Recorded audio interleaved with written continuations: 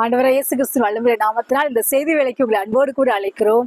இதனால் செய்தியின் தலைப்பு மனமடிவிலிருந்து மகிழ்ச்சிக்குள் நம்மை அழைத்து செல்லும் கர்த்தர் என்ற தலைப்புல நாம் இந்த வேளையில சிந்திக்க போகிறோம்.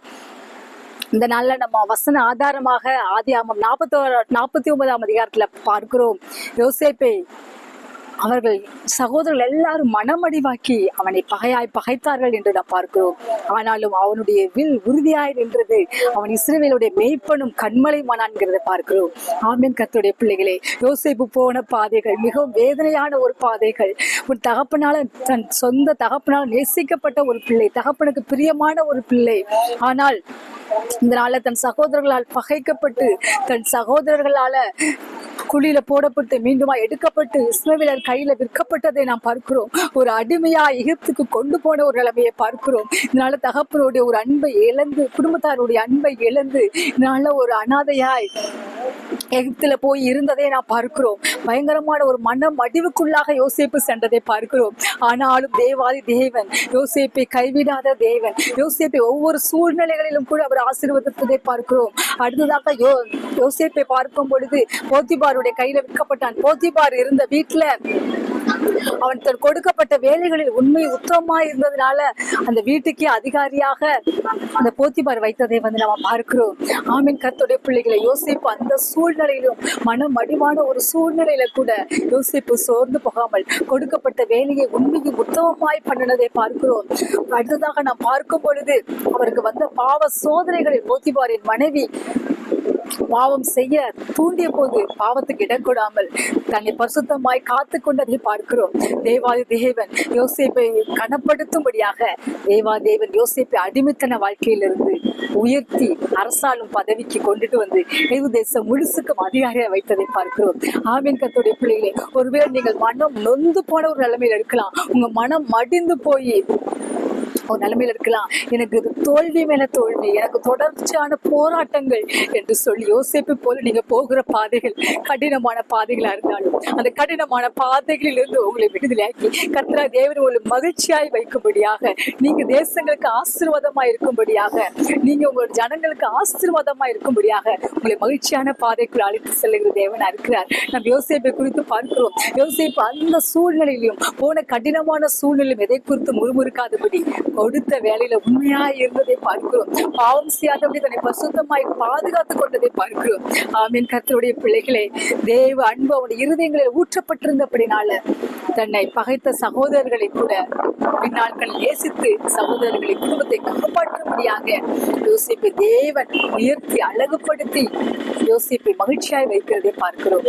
ஆமீன். கர்த்தருடைய பிள்ளைகளே, இதுவேளை நீங்க எந்த ஒரு நிலைமையில இருந்தாலும், ஒரு மனம் மடிந்து போன ஒரு நிலைமையில இருந்தாலும், மன சோர்வுல கூட இருந்தாலும், கஷ்டங்களின் மேல கஷ்டம் பட்டகாலே படும், கெட்டக்கூடிய கடுங்கிற வசனத்தை அந்த வார்த்தையின்படி ஒருவேளை உங்களுக்கு அவமானங்களால நீங்க சூழப்பட்டிருக்கலாம். செய்யாத தவறுகளை அவங்க மேல செஞ்சதாக சொல்லி நீங்க குற்றச்சாட்டப்பட்டு யோசிப்பு போல ஒரு கடினமான பாதை கூட போய் கொண்டிருக்கலாம்.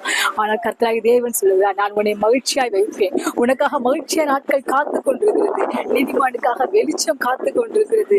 செம்மையான இருதயத்தாருக்காக மகிழ்ச்சி காத்து கொண்டிருக்கிறது என்ற வசனப்படி தேவன் வெளிச்சத்தின் பாதையில் நடத்துகிறார். உங்களை இருளில் இருந்து உங்களை விடுதலையாக்கி உங்களை மகிழ்ச்சியான நிலைமையில் வைக்கிறார். துன்பம் என்ற நிலைமையிலிருந்து, தொடர் தோல்விகள், போராட்டங்கள், கஷ்டங்கள், உபத்திரங்கள் என்ற நிலைமையிலிருந்து கர்த்தராகிய தேவன் உங்களை உயர்த்தி உங்களை மேன்மையாய் வைத்து நீங்கள் உங்கள் குடும்பத்தை பராமரிக்கும்படியாக, தேசத்துக்கு ஆசீர்வாதமா இருக்கும்படியாக, அநேக தேசங்களுக்கு நீங்கள் ஆசீர்வாதமா இருக்கும்படியாக உங்களை உயர்த்தி அழகுபடுத்துகிற தேவனா இருக்கிறார். அதனால கர்த்தராகிய தேவன் நமக்கு செய்கிற காரியங்கள் உங்களை மனமடிவில் இருந்து மகிழ்ச்சியாக்குற தேவனா இருக்கிறார். அடுத்து அன்னாளுடைய வாழ்க்கையில பார்க்கிறோம். அன்னாள் தன்னுடைய சக்காலத்து பெரினால மனம் மடிவான ஒரு சூழ்நிலை. அன்னாளுக்கு பிள்ளை இல்லை, பெரினாளுக்கு பிள்ளைகள் இருந்தது. அதனால ஒரு சக்காலத்து பெரினாள் மிகவும் அன்னாளை மனமடிவாக்குனதை பார்க்கிறோம். அன்னாள் சாப்பிடாமல் எப்பொழுதும் அழுது கொண்டே இருப்பதை பார்க்கிறோம். அன்னால் ஒரு நாள் தீர்மானித்தாள், தேவனிடத்துல போய் ஆலயத்துல போய் கர்த்தருடைய சமூகத்தின் இருதயத்தை ஊற்றிவிட்ட பொழுது கர்த்தராகிய தேவன் அந்த மனம் மடிவில் இருந்து அன்னாளை விடுதலையாக்கி அன்னாளுக்கு சாமுவேலை மாத்திரமல்ல அநேக பிள்ளைகளை கொடுத்து ஆசீர்வதித்ததை பார்க்கிறோம். இதனால கர்த்தராகிய தேவன் உங்கள் ஒவ்வொருவரையும் மனமடிவிலிருந்து விடுதலையாக்கி மகிழ்ச்சியை கொடுக்கிற தேவனா இருக்கிறார். அன்னால் செய்த காரியம், தன்னுடைய கவலையிலிருந்து அவள் விடுபட விரும்பினாள், தன்னுடைய துக்கத்திலிருந்து விடுபட விரும்பினாள். அந்த மனமடிவிலிருந்து விடுதலையாக்கி ஒரு மகிழ்ச்சியான ஒரு நிலைமைக்குள் அவள் போக வேண்டும் என்றால் அவள் கர்த்தருடைய சன்னிதானத்துல போக வேண்டும். கர்த்தரிடத்தில் தன் காரியத்தை சொல்ல வேண்டும். கர்த்தரிடத்தில் தன் இதயத்தை சொல்ல வேண்டும். தன்னுடைய இதயத்தை திறந்து என் இருதயத்தில் உள்ளதை தேவனுக்கு கவலைகளை தெரியப்படுத்தும் பொழுது கர்த்தர் தேவன் அவளை மகிழ்ச்சியாய் வைத்து சாமுவேலை கொடுத்த பிள்ளைகளை கொடுத்த ஆசீர்வாதத்தை பார்க்கிறோம். ஆமீன். கர்த்தருடைய பிள்ளைகளை அவர் ஒவ்வொருவரையும் நிறைவாய் ஆசீர்வதிக்கிற தேவன். நாள் அந்நாளுக்கு அற்புதம் செய்தவர். உங்க வாழ்க்கையில் இருக்கிற எல்லா நிலைமைகளையும் அவர் சரிப்படுத்தி அவர் உங்களை நிறைவான ஒரு வாழ்க்கைக்குள்ளாக, ஒரு சமாதானமான ஒரு வாழ்க்கைக்குள்ளாக, ஒரு மகிழ்ச்சியான ஒரு வாழ்க்கைக்குள்ளாக அவர்கள் அழைத்து செல்லும்படி அவர் காத்துக் கொண்டிருக்கிறார். இந்த நாளில் அந்நாளை மகிழ்ச்சியாக்கிற தேவர் உங்களையும் வழங்கப்படுத்துகிறார். நித்திய மாட்சிமையாகும் தலைமுறையாருக்கும் மகிழ்ச்சியா வைக்கிற தேவன். அந்நாளை குறித்து நாம் தலைமுறையாய் நாம் பேசிக் கொண்டிருக்கிறோம். யோசேப்பை குறித்து தலைமுறையாய் பேசிக் கொண்டிருக்கிறோம். ஒருவேளை நெகிழப்பட்ட ஒரு பாத்திரமாய், கைவிடப்பட்ட ஒரு பாத்திரமாய், ஒருவர் உங்களை மதிக்காதபடி ஒரு நிலைமையில கூட இருக்கலாம். எப்படிப்பட்ட பாதையினூட போய்கொண்டிருந்தாலும், குடும்பத்தினால நெருக்கப்பட்ட ஒரு நிலைமையில கூட இருந்தாலும், மனம் நொந்து போன ஒரு நிலைமையில இருந்தாலும், வேலை ஸ்தலத்துல மனம் நொந்து போன ஒரு நிலைமையில இருந்தாலும், உறவுகள் நடுவில் தேசத்துல கூட நீங்க மிக கஷ்டமான ஒரு நிலைமையில நீங்க இருக்கிற தேசத்தை வாழ்ந்து கொண்டிருக்கிறீர்கள். கர்த்தர் தேவன் உங்கள் கண்ணீரை துடைத்து உங்களை ஒரு மகிழ்ச்சியான ஒரு காரியத்துக்குள்ளாக, மகிழ்ச்சியான அனுபவங்களுக்குள்ளாக உங்களை அழைத்து செல்கிறார். நீங்க இருக்கிற தேசத்தில் கர்த்தர் தேவன் உங்களை உயர்த்தி அழகுபடுத்தி தலைமுறையாருக்கு மகிழ்ச்சியா வைப்பார். உங்கள் பேரை அநேகர் பேசுவார்கள். கர்த்தர் உங்கள் மேன்மையா வைத்து அநேகர் பேசுவார்கள். அவர் உங்களை பெருமைப்படுத்துவார். உங்கள் பேரை பெருமைப்படுத்துவார். நீங்கள் ஆசீர்வாதமா இருப்பீர்கள்.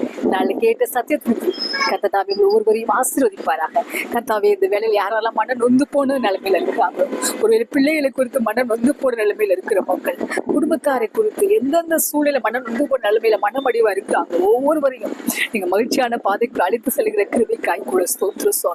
ஒவ்வொருவரும் தங்கள் விண்ணப்பங்களை உம்மிடத்துல கொண்டு வர, தங்களுடைய இருதயத்தை திறந்து உம்மிடத்துல பேச பரிசுத்த ஆவியானவர் ஒவ்வொருவருக்கும் கூட கிருபை பாராட்டுங்கப்பா. ஆண்டவரே ஸ்தோத்திரம். ஒவ்வொருவரையும் நீங்க ஆசீர்வதித்து மகிழ்ச்சியாய் தலைமுறையாருக்கு மகிழ்ச்சியா வைக்கிறதற்காய் கூட ஸ்தோத்திரம். இயேசு கிறிஸ்துவின் வல்லமையில நாம ஜெபிக்கிறோம். நல்ல கர்த்தர் ஒவ்வொருவரையும் ஆசீர்வதிக்கிறார்.